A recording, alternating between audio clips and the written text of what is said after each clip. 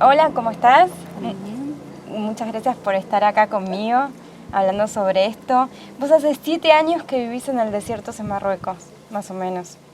Así es. Te quería preguntar, siendo española, ¿en qué te costó adaptarte y qué te gustó enseguida de vivir en el desierto? El choque cultural es bastante evidente en un primer momento. Entonces quizás lo que más me costó fue eso, ¿no? El clima extremo, las condiciones de vida aquí, la cultura, sobre todo la cultura, sin duda. Pero lo que me enganchó y digamos que quedaba por encima de todo lo negativo, lo que me costó más trabajo asimilar en un principio, era un poco el ritmo de vida, la filosofía de vida. El ritmo que lleva aquí la gente, cómo toman las cosas, cómo viven. Entonces eso me transmitía mucho más, me compensaba. Que es un ritmo más lento. Mucho más lento. También la gente aprende a practicar la paciencia, ¿no? A que cuando las cosas no dependen de ti, ¿para qué sirve ponerse nervioso, ¿no? Hay que tener más paciencia en la vida para todo y se vive mucho más relajado. ¿Qué prejuicios tenías que descubriste que no eran ciertos? No tenía muchas expectativas porque tampoco nunca me llamó especialmente la atención en el sitio.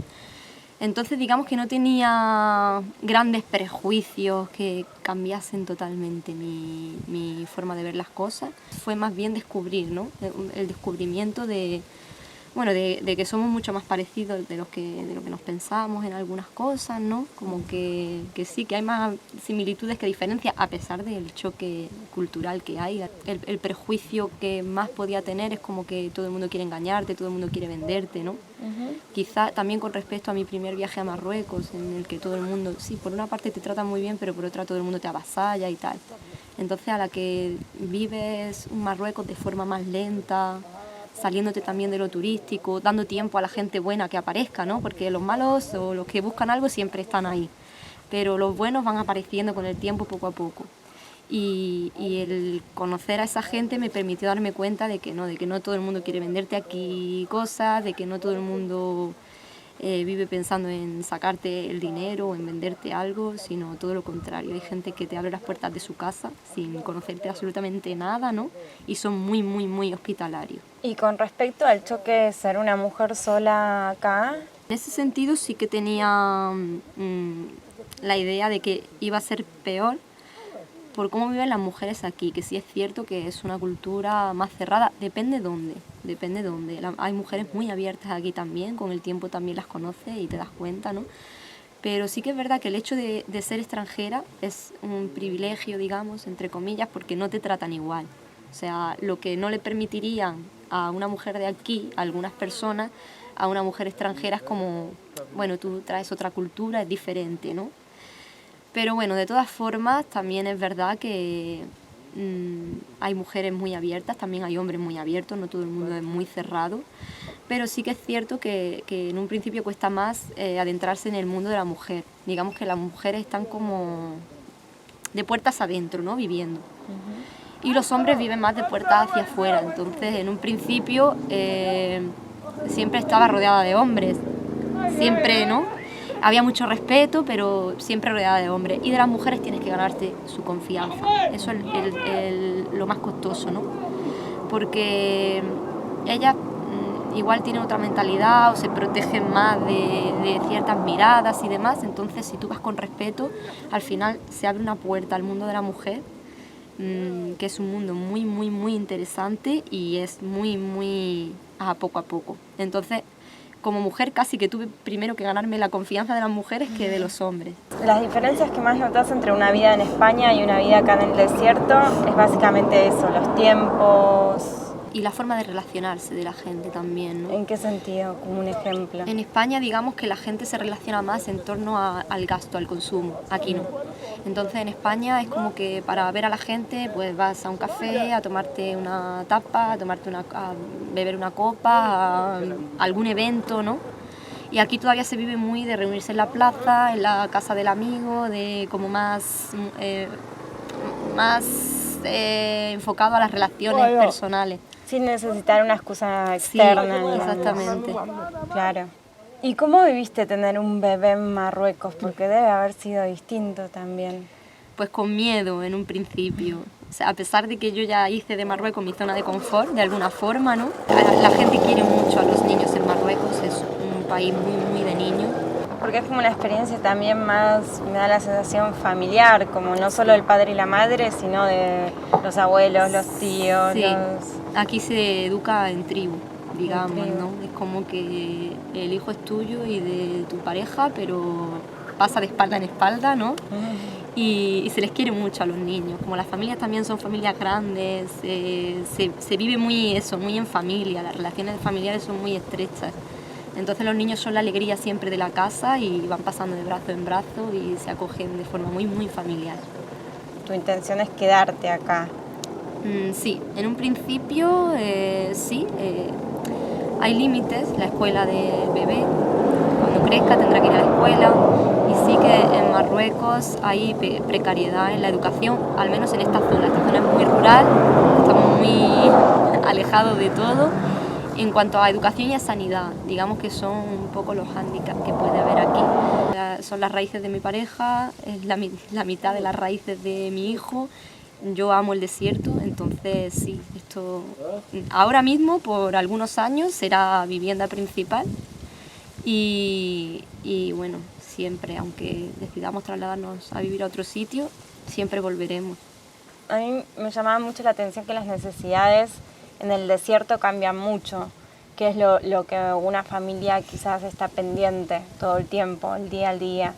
Sí, aquí la salud, ¿no? La gente, también tenemos los hospitales lejos, ¿no? Tenemos un pequeño dispensario cerca únicamente, pero el hospital, digamos, para cosas más graves está muy lejos. Y yo pienso que el haber vivido tan aislado de lo que es la sanidad hace que la gente también se proteja. El agua siempre gira en torno a todo, el agua es necesaria, ¿no? Y luego la gente se cuida mucho, por ejemplo, del sol y te protege. Cuando ve que pasas mucho tiempo al sol, como que te advierte, te protege, ¿no? de las condiciones climáticas, las tormentas de arena, la sequedad del tiempo, la falta de agua, el sol que es muy fuerte aquí en esta zona. Entonces todo gira en torno a cuidarse la salud para no tener que necesitar un médico, digamos, ¿no? ¿Qué hacen con la temperatura y la falta de agua? Realmente la temperatura extrema de calor la tenemos solo 2 meses al año. Empieza un poco última quincena de junio y hasta la primera quincena de septiembre más o menos. Y básicamente es evitar el sol. El calor no se puede llevar de ninguna forma. Bueno, hay digamos trucos caseros, ¿no? Mojas un turbante, te lo escurres y te lo echas por encima para refrescarte un poco. Pero sobre todo eso, cuidarse del sol. Y el agua, pues cuidar el agua, porque es un bien muy preciado aquí en el desierto. ¿De dónde sacan el agua acá? Bueno, hoy en día hay agua en las casas, viene de un pantano que está a unos 130 kilómetros de aquí. La traen por canales y llega al grifo de las casas directamente. Lo que pasa es que no es un agua de calidad, tiene mucha cal. Y la gente aquí tiene problemas de salud por el agua, sobre todo de piedra en el riñón y demás. Entonces, aunque hay agua en el grifo, la utilizan para las tareas domésticas, ellos siguen yendo al pozo. Los pozos de agua potable, bueno, potable también es la de fuera de las dunas, pero las de dentro de las dunas, digamos que es el agua dulce, el agua que se ha filtrado de la lluvia y el agua de calidad.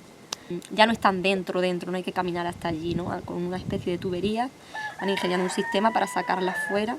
Y entonces van a los pozos con los burros, con carros, con lo que cada familia tenga, llenan muchas garrafas de agua y vuelven a casa y con eso tienen hasta que se gaste y tienen que volver otra vez. Interesante. Es una de las tareas domésticas de casa, ¿no? Ir a por agua al pozo, que suele ser tarea de las mujeres normalmente. Las tareas de casa es un poco el papel de la mujer, el rol de la mujer. Y es un momento también bonito para ellas porque se juntan varias, quedan mujeres de varias familias, van paseando, llenan las garrafas de agua, los burros, los carros, demás, vuelven caminando y es como es una tarea doméstica, pero también es como un paréntesis, un descanso porque aprovechan para hacer el paseo hasta allí.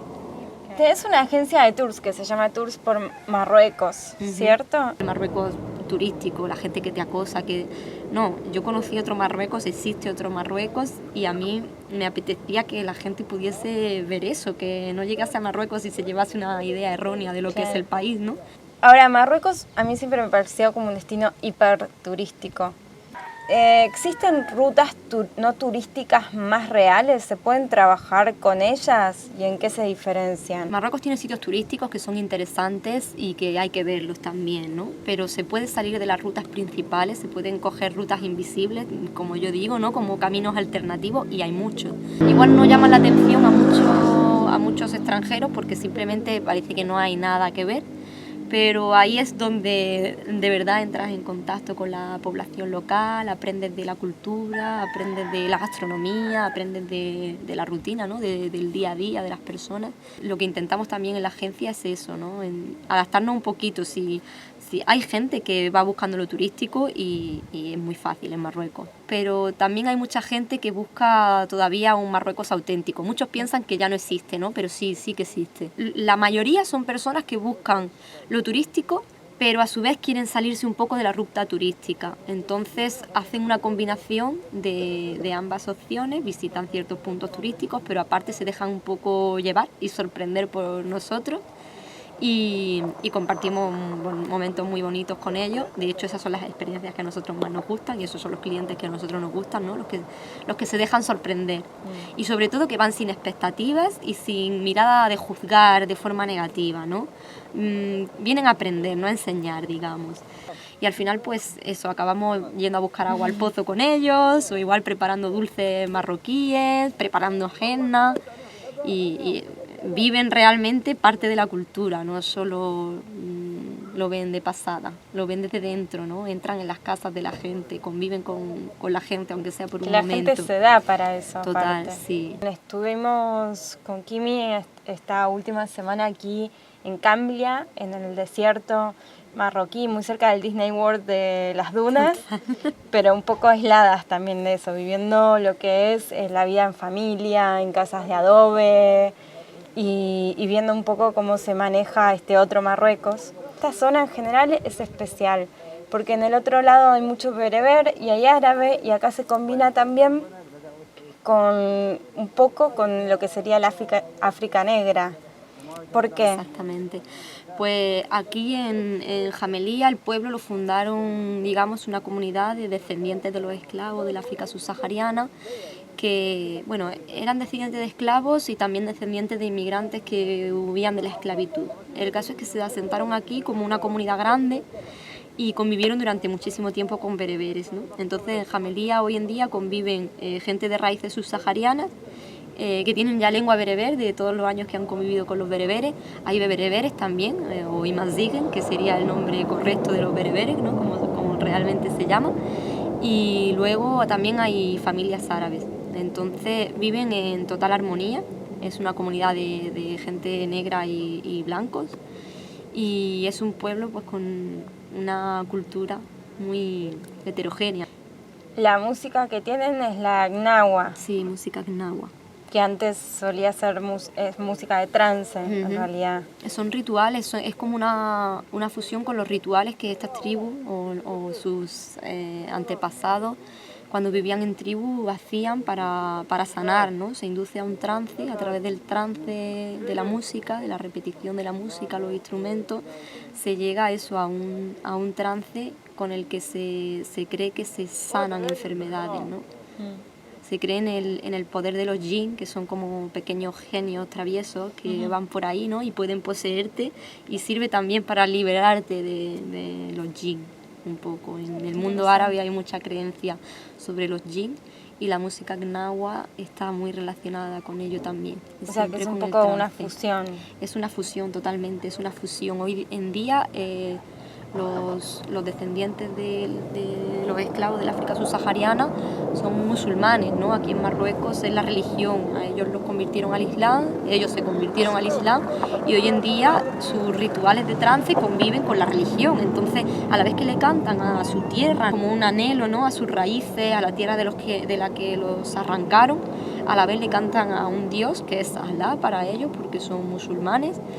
Y pide la liberación también, porque la música nace en el momento de la esclavitud, ¿no? Aunque hoy en día son libres, pero en su momento eran esclavos, y parece que todo empezó ahí, ¿no? La música gnawa. De hecho, el sonido de las castañuelas metálicas representa un poco las cadenas con las que ellos iban atravesados atravesando el desierto en una marcha forzada como esclavos.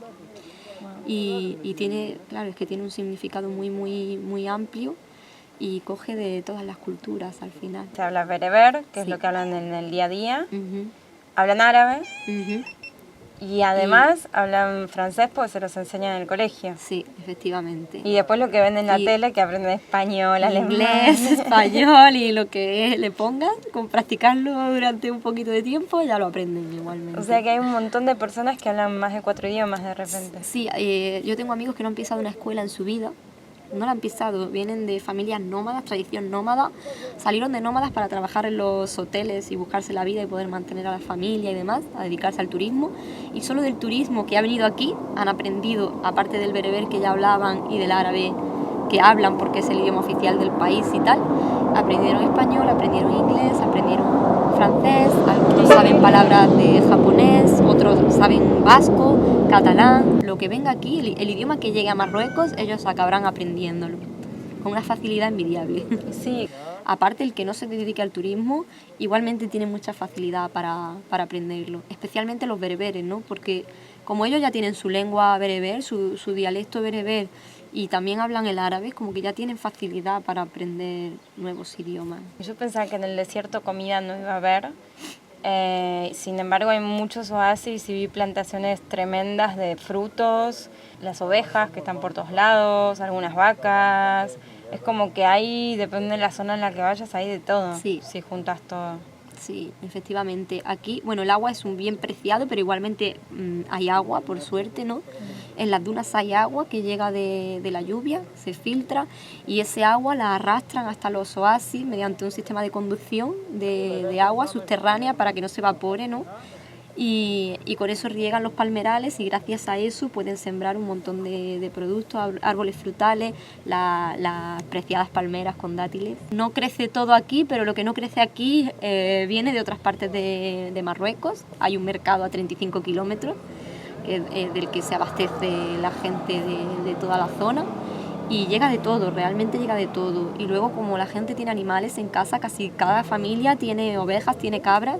Muchas veces consumen su propia carne y cuando no van al mercado y siempre es carne fresca. Ahí la dejé tranquila a mi mamá con respecto al tema de comer, que estoy comiendo bien. Sí, muy bien. Muy bien. Bueno, muchísimas gracias por acceder a la entrevista Un y placer. espero que nos volvamos a ver. Sí, más seguro adelante. que sí. Seguro que sí.